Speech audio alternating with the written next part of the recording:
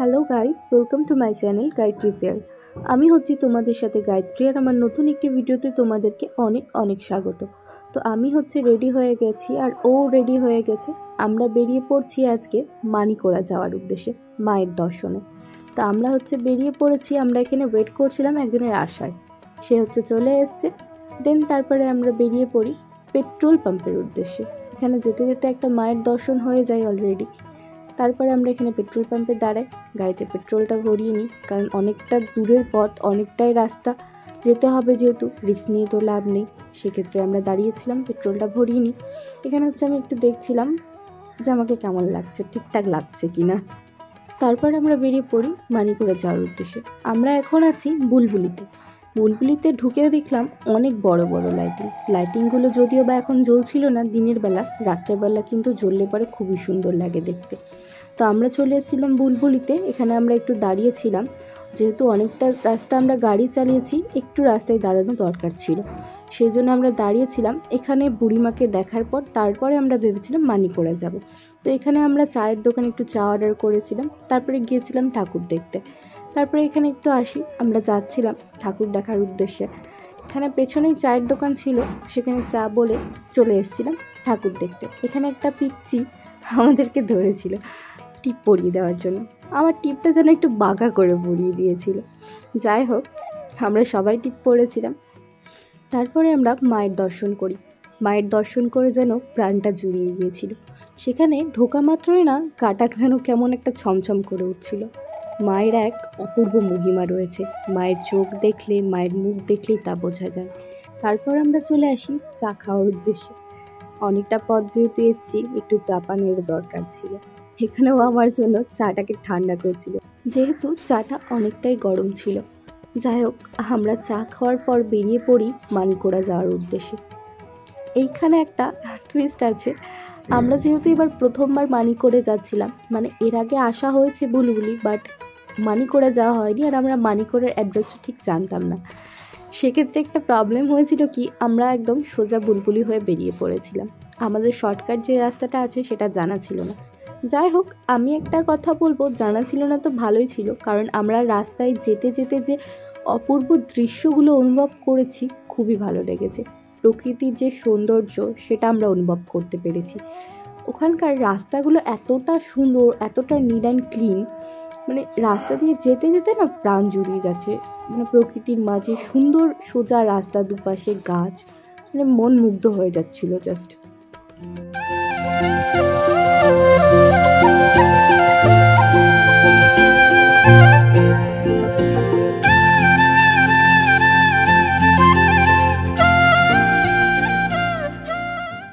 অবশেষে এতটা পথ অতিক্রম করে আসার পর আমরা চলে এসেছি প্রায় মানিকোড়া মন্দিরের কাছে।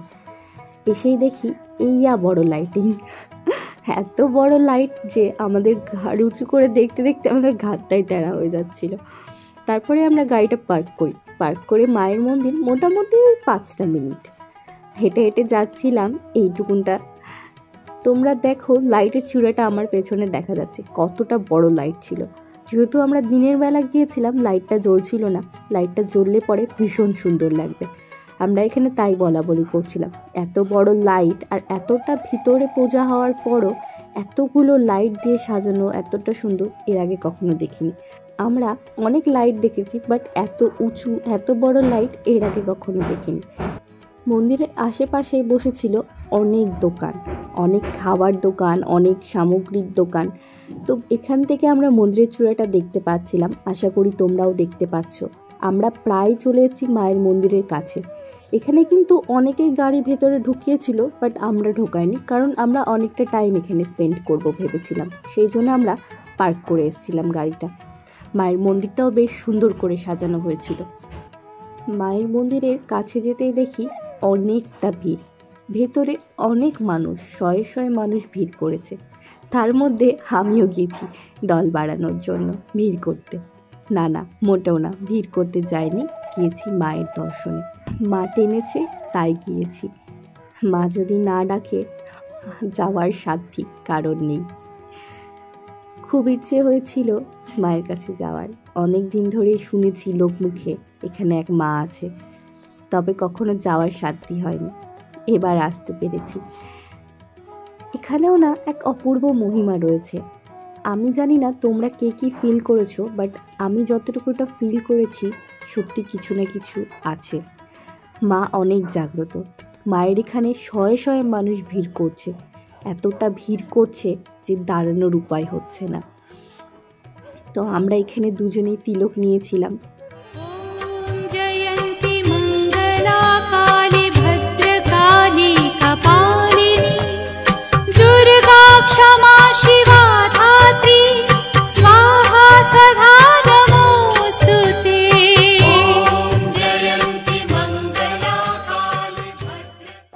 অবশেষে মায়ের দর্শনের পর ভাবলাম একটু মেলা ঘোরা যাক।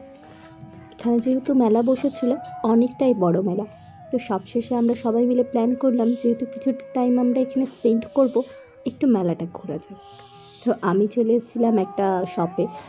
এখান থেকে আমি অনেক কিছু কালেক্ট করি, মানে অনেক কিছু কিনি আর কি। এখান থেকে আমি একটা দোকান থেকে শুধুমাত্র রাবার ব্যান্ডসই নিয়েছিলাম। আমি এখানে রাবার ব্যান্ডস নিচ্ছিলাম, এখানে অনেকগুলো জিনিসপত্র ছিল, যা দেখছিলাম সব 10 টাকা করে। আর আমি যেহেতু সঙ্গে আমার এটিএম কার্ডটাকে নিয়ে এসেছিলাম, সেক্ষেত্রে আমি কিন্তু আমার নিজের মন মতো অনেক কিছু কিনে নিয়েছি। যেহেতু রেঞ্জও অনেক কম, সেক্ষেত্রে ভাবলাম নেওয়াই যাক। তো ওখানে পাশের দোকানে ও হচ্ছে কিছু নিচ্ছিল, আর এখানে হচ্ছে আমি রিং দেখছিলাম। তারপর আমরা ফুচকা খেয়ে বেরিয়ে পড়ি বুলবুলি যাওয়ার উদ্দেশ্যে। যেহেতু এটা আমাদের মেন উদ্দেশ্য ছিল এই ঠাকুরটা দেখা, তারপরে বুলবুলির কালী দেখাও আমাদের বাকি ছিল। আমরা এখান থেকে অনেক কিছু শপিং করেছিলাম। তারপর আমরা সানসেট দেখতে দেখতে এগিয়ে যাচ্ছিলাম আমাদের উদ্দেশ্যে।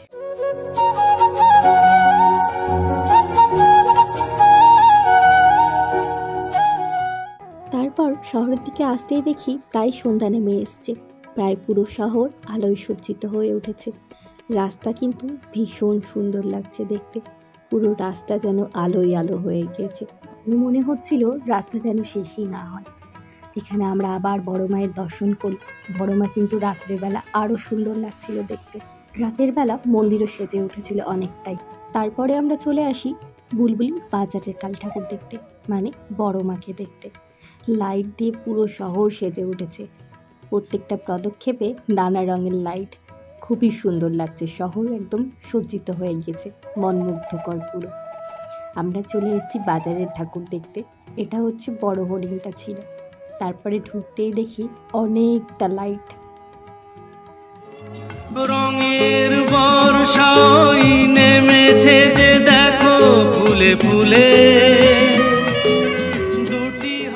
তারপর ভেতরে প্রবেশ করতেই দেখি অনেকটা ভিড়। এই ছিল মন্দিরের প্রথম গেট। ভেতরে ঢুকে দেখি বেশ নানা রঙে সজ্জিত হয়েছে প্যান্ডেল, আর আমরা এগিয়ে পড়ি মায়ের দর্শনে।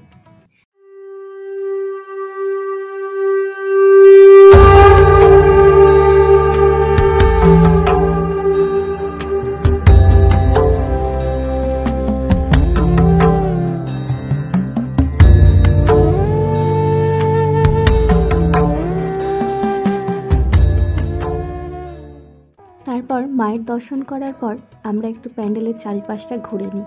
চারিপাশটা ঘুরতে ঘুরতে একটু নিজেকেও দেখি।